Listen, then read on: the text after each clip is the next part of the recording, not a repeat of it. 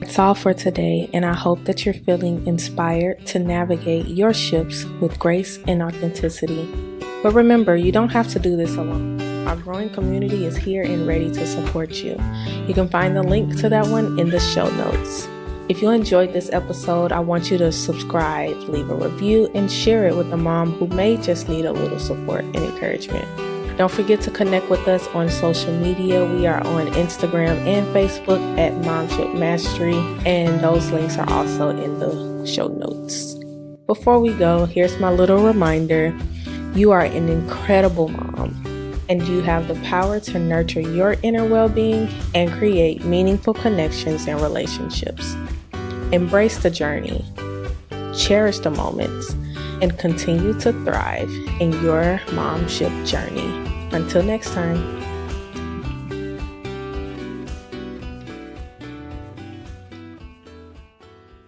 Hey guys, welcome back to this week's episode of the Momship Mastery Podcast. I'm Andrea and really excited to get into today's episode with you. When it's going to be another one that's kind of sensitive, building off of last week's episode. But as always, we are in this together. So do what you need to do. Grab your favorite blanket, get a cup of tea, whatever you think. And let's get ready to talk about something that resonates with a lot of us. And that is the invisible threads of childhood trauma. We know that life is like a fabric, right? It has so many patterns that are weaved and threaded together. And a lot of those threads come from our past, especially from childhood. We understand that some of these threads can be invisible, but they're very powerful and strong in how the fabric of our lives are shaped together. And it has a lot to do with the way that we navigate adulthood. Sometimes we don't recognize the way that these things are really threaded into our lives. We don't recognize just some of the small subtleties of in the ways that we do things and where they actually come from. A lot of this is kind of learned or something we've experienced, and we really have these things deep in us, and we're not really sure or not even aware that they come from something that we learned from our parents. And this isn't always a bad thing. This is sometimes really good things. This is sometimes really fun things that we do and we like to engage in that are just really deeply rooted in us. And so for today, we're just going to use the word thread. So a lot of the things that we experience and a lot of the things that are deeply ingrained inside of us show up in our adult behavior. Even if we say we're never going to act like this, or even if we say we're never going to do this, some things that we learned are just really in us. Some things that we know, sometimes our ways of cooking, our ways of thinking, our ways of exploring, all of these things can be connected to our childhood experiences that also show up in our adult lives. So while a lot of these experiences can be good, we also have some of those experiences and recognize some of those threads that echo the trauma and experiences in our lives. I've had my moments of looking and recognizing these threads that do echo the little girl I used to be. And sometimes it's like a hidden gem that explains so much about who we are and why we respond the way we do. I think that the trauma of childhood can unconsciously shape our parenting styles. I think at the forefront of our minds, we have this idea of how we want to show up. We have this idea of how we want to respond to our children. Most of the time, it goes back to, I never want my kid to experience this, or I never want to respond to my children this way, or I want to give my kid the things that I didn't have. And while that is the conscious thought, and while that is the thing that we are striving to do, unconsciously and subconsciously, we have parts of these experiences that we're not even aware of that is kind of calling the shots of how we respond. So we can say, I want to be more present with my kids, but we don't realize why we're getting so agitated, or why we feel we need so much space, or it's like why we need time to self-regulate when we're like, we always want to be. So consciously we could say, I want to be the parent that volunteers for all the things at the schools and things like this. And that is what, we want to do. And then we don't realize that subconsciously we don't have the capacity for it because of, one, we may not have had that experience as a child. Two, we don't really know how to, or we don't realize that, we're overstimulated in this environment, or we don't realize that we need to build this muscle of tolerance and all these things. But if we saw the adults very emotionally checked, they're not volunteering as much or having trouble integrating with other children or not wanting to engage with other children, or, where it was kind of on and off, then you realize that you don't have the capacity or the example of how to show up in the way that you're trying to show up. So it's very prevalent that the trauma kind of shows up in a really unconscious way, influencing how we speak, influencing how we react, influencing just our being in the midst of parenting. And I've caught myself a couple times using phrases or like shutting myself off in response to situation that I've seen or that I experienced. And sometimes I have to go back and I have to rework that whole thing. But it's like rewriting the script that you've known all your life. So here's the tricky part, and here's the part that most of us kind of have trouble with, is really recognizing the triggers, right? We all have them, but we have to recognize what little things kind of transport us back to a moment that we'd rather forget, or back to a response that we'd rather forget. The common triggers like, maybe you didn't have a chance to explain yourself or explain trouble you got into, or maybe you weren't allowed to voice your opinion, and now you kind of realize that you're getting agitated when your child is trying to explain something to you in a way that you weren't allowed to. Or maybe you did get to voice your opinion. Maybe you were told to advocate for yourself, and your child does not display that same tenacity in their explanations, or they don't have the words, or they're just like looking kind of like without an explanation, and it's triggering you because you're like, why can't you explain this in the way that I was expected to explain it? It could also be like our expectations of our children to be more independent. I see this one a lot, where the expectation is for our children to be as independent as we were, not remembering that they did not have the same experience that we've had. And it's one of those tricky spots, because it's like, I want you to be independent. I want to know that you can take care of yourself. But the truth of the matter is they don't have to take care of themselves. And sometimes we feel like that's a bad thing, because, you need to know how to care for yourself, and you need to know, how to do all the things I knew how to do at your age. But our knowing how to do those things came from a point of survival, and they are not in that point of survival. So they don't have the necessity. It's not necessary in this moment for them to know that. I'm not saying that they, should know how to do developmentally appropriate chores and things like that. But the load of expectation that we put on them, the load of, I need you to know how to do all the things that I knew how to do, and I need you to know how to take care of yourself, while still trying to say, I don't want you to have to take care of yourself. That's where that middle ground kind of gets murky. And it's like,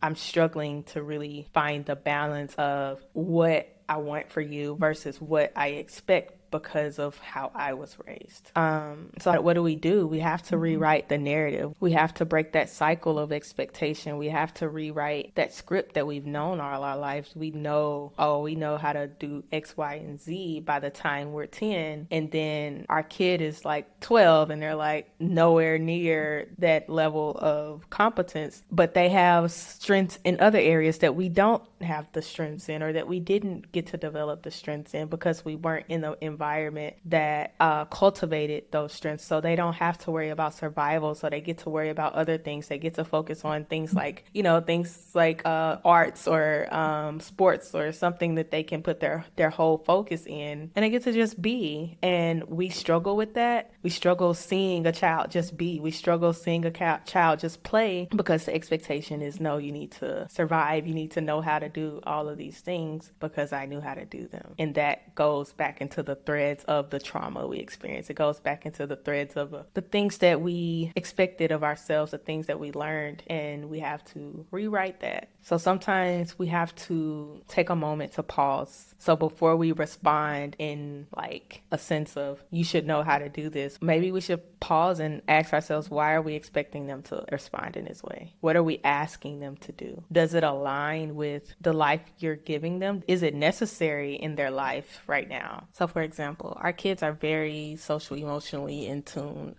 They grew up on conscious discipline, even in their preschool's education, and we kind of carried that over at home. But I find myself really aggravated sometimes with him because he is very gentle-hearted. My son, he's very kind of passive in a sense of he doesn't really notice when people are being malicious or mean. And there's a part of me and a part of my growing up and my understanding of the world that says he needs to be more alert. He needs to be more ready and on standby to give these people what they're asking for. And I had to realize like that's not necessary for his survival at this moment. While I may have had to know that a bit earlier for my own reasons, just because I was a bit of a conflictual child, my son is not. He's very laid back, very non-confrontational. And for me trying to kind of bring that up in him and trying to make it be something that it's not right now, I had to really check myself and say, why is this so important? And part of that is my fear that he's going to be taken advantage of. But it's not necessary in his life right now. I know in the back of my mind that he's safe, but it's just something that makes me uncomfortable. So I have to deal with that. This goes back to our worldview, the way, our lens in which we see the world, and knowing that they don't see the world the same way we do.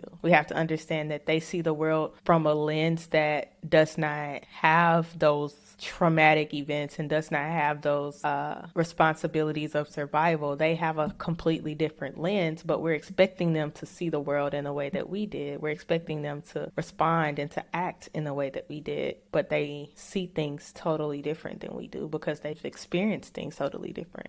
It's funny because like my son always says like, I'm so dark. He's like, Mom, you're so dark. And I was like, what? It's just like my humor is very dark. He doesn't have the lens that I have. So this is what this looks like to him. And I had to go reconcile that with him and, help him to not understand where I was coming from, but to try to help and kind of soothe that out. So yeah, that's part of that. When we're working with our kids and when we're understanding and trying to relate to them, we have to just think about the lens in which they are seeing life, the lens in which they are seeing the problem we're seeing. How do they see this? Do they see this the same way? Probably not.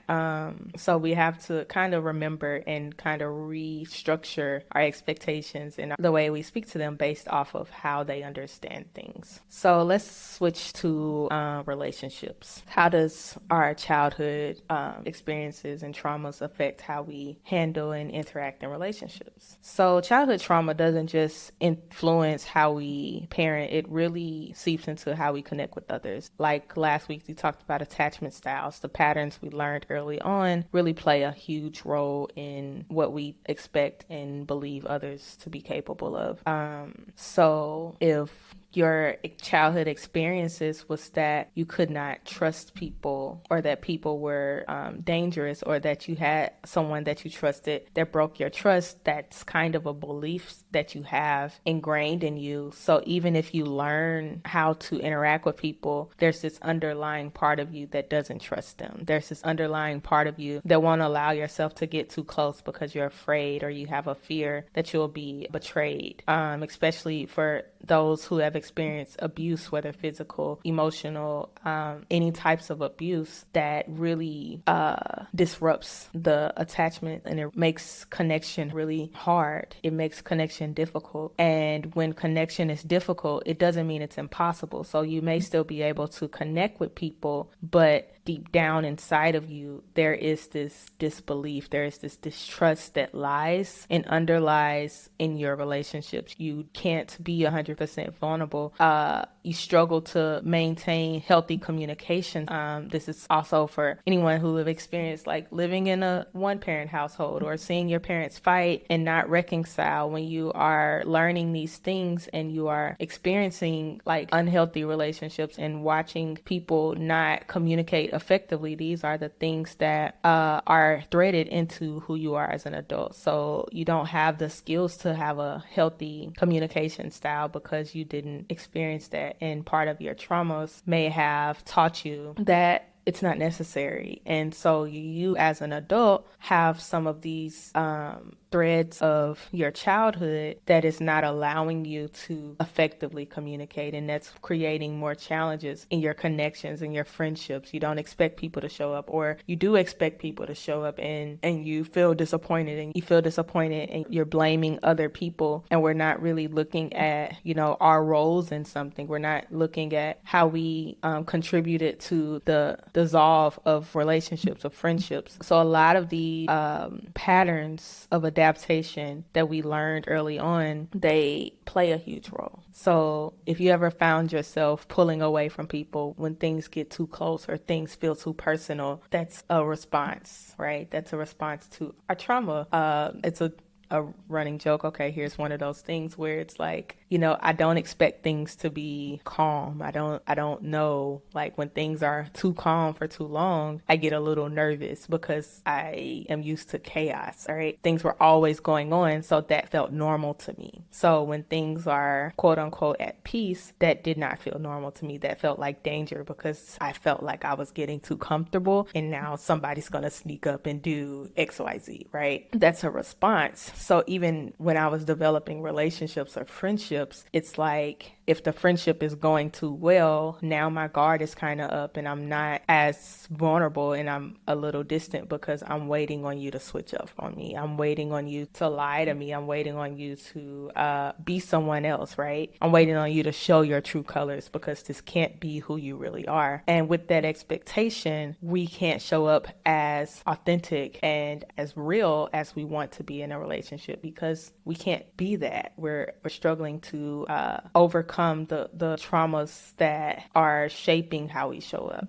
I wanted to just quickly go over some of the things that may show up in our behaviors that are directly correlated with our parents' behaviors and the way that they showed up. This is in no way an exhaustive list. This is not everybody's story, but this is what some of the research says about attachment and adult behavior, okay? So it's like if you had parents that were preoccupied, you often have this fear of abandonment. So where you're hyper vigilant to other people's emotions, you are always looking for signs of disapproval or looking for signs of withdrawal or rejection in others. You're taking a lot of things personally that may not be intended to be personal. And it kind of creates this sense of a fear of abandonment, this fear of connection. So you'd rather push people away opposed to getting connected, and then they abandon you, and then they are unable to meet your needs. Or if you have like caregivers that were physically absent or emotionally absent, then there's this other fear of rejection and disconnection. You're very task oriented, where you feel that there's a need to be perfect in order to achieve things. You have like this underlying fear that you're flawed or you don't matter. You feel a sense of helplessness, and your attachment system is underactivated. You kind of disactivate your attachment because of the distance that you're used to. And then for the disorganized attachment style, it's where you've had experiences that were frightening, or you had caregivers that were frightened themselves, where they were struggling to manage their own traumas and maybe addictions and substance uses. So they are experiencing a lot of things that were unresolved, and you've had like a regular and devastating disruption without repair. Then you show up as hypervigilant. You're always looking for something to go wrong. You feel overwhelmed and fearful most of the time. You may even start to dissociate or quote unquote check out of the experience that's happening. Like you mentally checked out, where you are thinking of other things or you're not present. So yeah, these are are some of the characteristics of how our attachment styles show up in our relationships. So you know that I'm always going to try to leave you with some small steps that we can take to try to achieve some improvement. I'm always going to try to encourage you guys to start small, start with something that's attainable, start with something that is sustainable. And sometimes that just means like reflective practices of journaling, maybe journaling about your ideal parenting style or your ideal relationship, journaling about the dynamics you would like to see in your family. Sometimes incorporating like talks with people that are safe in your life, maybe talking to a therapist, breaking down and understanding these patterns. A lot of that can help you to see where you are and kind of some of the hurdles that may appear when you're trying to overcome these threads that are woven into your life. But while we're doing this, we also have to remember that self-compassion. I think I talk about it every week, but it's so important because this is a journey again. This is something that is going to reveal things to you about yourself that you may not have been aware of. And there are moments of realizing that you've experienced some traumas, you've experienced some things that really impact who you are today. It may cause a sense of guilt or shame and all these things, and none of that belongs to you. I want you to give yourself compassion, give yourself grace. Just remember that takes time. It takes courage. It takes strength. It takes all those things, and it's not something that you can do alone. And just remembering to forgive yourself for the moments you've reached that place of hurt.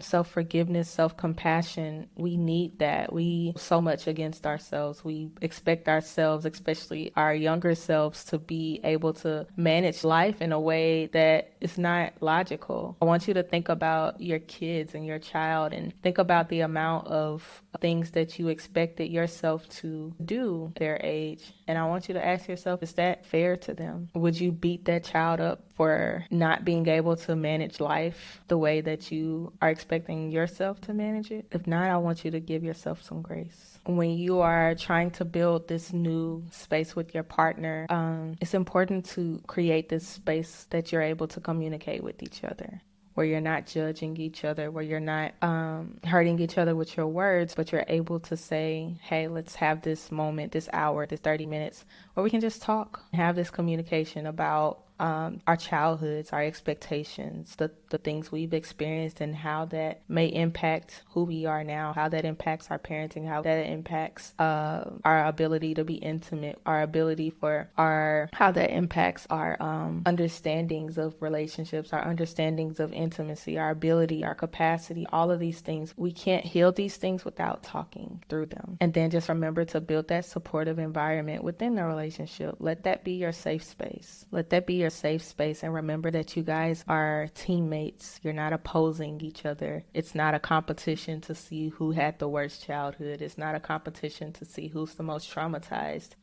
It's about being there and supporting each other through these discoveries. And we have to do this on a consistent basis. This is how we build that foundation of trust and security. It has to be consistent. We can't be secure one day and then unavailable the next day. I'm not saying you can't have a moment, but that needs to be communicated. And then just really celebrating the small victories together. It's going to be a journey. We talked about the figure 8 journey of healing, and it is, but there are going to be small victories along the way. And I want us to make a habit of remembering those small victories and really taking moments to congratulate ourselves for the growth that we're able to achieve. So just to follow up, we just have to remember that how we show up today, how we show up in relationships, how we show up in parenting may be hugely impacted by our childhood experiences, our childhood trauma.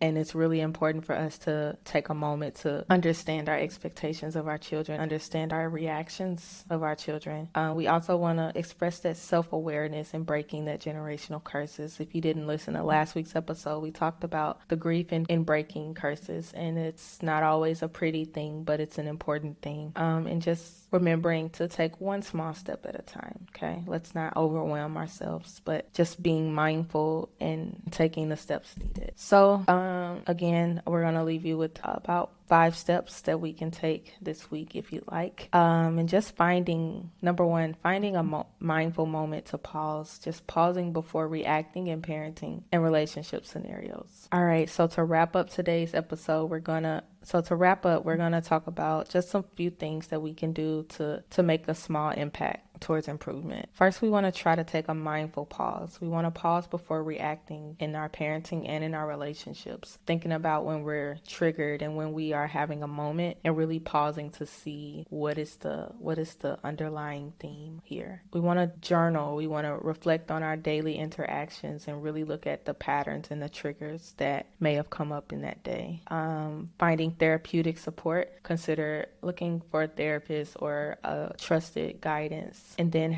number 4, having open conversations. It's important to initiate some open and honest conversations with your partner in a safe way. And lastly, remembering to celebrate your progress. Acknowledge and celebrate the small victories into your new foundation, your new normal of positive change. All right, guys, I want to thank you so much for having this conversation with me today. I'm hoping that it nudged you towards some self-reflection and remembering that breaking curses isn't easy, but every small step matters. I want you to be kind to yourselves and celebrate your progress and know that you're not alone in this journey. All right, until next time.